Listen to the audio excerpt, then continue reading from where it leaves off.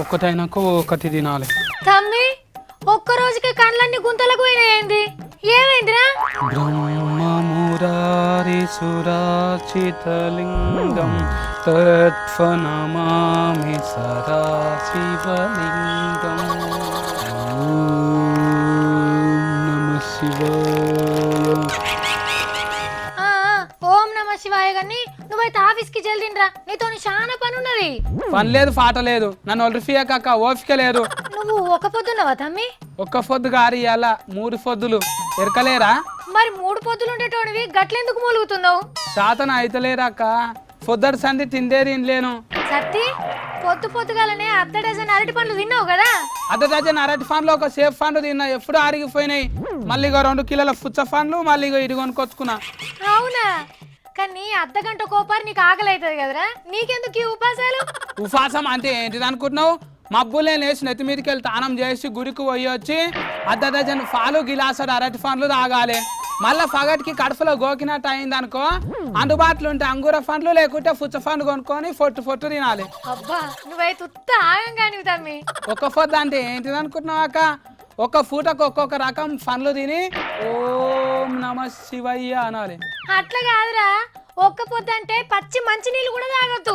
మంచి నీళ్ళు తాగిందంటాను ఎవరు చెప్పింది అక్క నీకు? పొద్దురు సంధి పాలే తాగుతున్నా నేను. అట్లా కాదు, అరిసెయిల పట్టేని పాలు ఒక ఖర్జూర తిని ఇడిచేది ఉపవాసం, నువ్వు చేసేది ఉపవాసం. అరిచేతిలో పట్టిన పాలు తాగితేంది, గిలాసడు తాగితేంది, ఒక ఖర్జూరం పండు తింటేంది, డజన్ ఖర్జూర పండ్లు తింటేంది, అంత అని మొత్తం అన్ని తిన్నా. మంచిగానే ఉన్నది నీ కథ. ఇవన్నీ తిన్నాక శివుడు మెచ్చుతాడా? నీ కోరికలు తీరుతాయి అసలు? ఉపవాసం అంటే బువ్వ ఒక్కటే తినొద్దక్క, పండ్లు ఫలారాలు తినొచ్చు, పాలు మస్తుగా తాగొచ్చు పొట్టు. ఇప్పుడు పొట్టు తిని నడమల్ది వారేస్తావా? పండ్లు తెచ్చుకొని కూర్చున్నాడు మంచిగా. మన ఇంటి పక్క రానామోళ్ళు అయితే ఇంకా మడుము పండ్లు తెచ్చుకున్నారు, నేను ఇంకా కొన్నే తెచ్చుకున్నా. అయ్యో మరి నువ్వు కూడా తెచ్చుకోకపోయినావు, నీకు నీకు రాదా? 500 తీసుకపోయినా కూడా 5 రకాల పండ్లు వచ్చేటట్లేవాక, గంతగానం ఫిరమైనాయి. మరి నువ్వు ఒక్క పొద్దు పేరు మీద ఒక్కనాడే ఆగం తింటే పిరం కాకుండా తగ్గుతాయా? అక్క ఒక్క నిమిటు జర ఆకలి అవుతుంది. అక్క రోజు శివరాత్రి వచ్చింది అనుకో, పండ్లు అమ్ముకునేటోళ్ళకు మస్తు పైసలు కదా అక్క. అవును తమ్మి, ఒక్క పొద్దుల పేరు మీద పండ్ల రేట్లు బాగా పెరిగినాయి అనేటోళ్ళు కూడా ఉన్నారు. అక్క నాతోని ఎక్కువ మాట్లాడిపియక, మళ్ళీ బేహాలత అయిన అనుకో, మళ్ళీ ఇంకిన్ని పండ్లు కొనుక తినవలసి వస్తుంది. నా తాన పైసలే లేవు ముందుకే. బేహాలత కాదు బేకార్ అవుతావు. మనసు నిమ్మలంగా ఉండ నీకు చేస్తారు కానీ నువ్వేం చేస్తున్నావురా బాబు? నా మనసు నిమ్మలంగా ఎట్లుంటదా అక్క? ఇగో ఈ పండ్లు ఫరారాలు ఎన్ని తిన్నా కూడా కరిపేని ఇంతలేరు, వెళ్తే కొడుతున్నది, బువ్వ మీదనే పానం గుంజుతున్నది. చిత్తం శివుని మీద, భక్తి పండ్లు పలారాల మీద ఉన్నది. మళ్ళా నేను గివిట కోసానికే ఉపవాసం ఉంటా.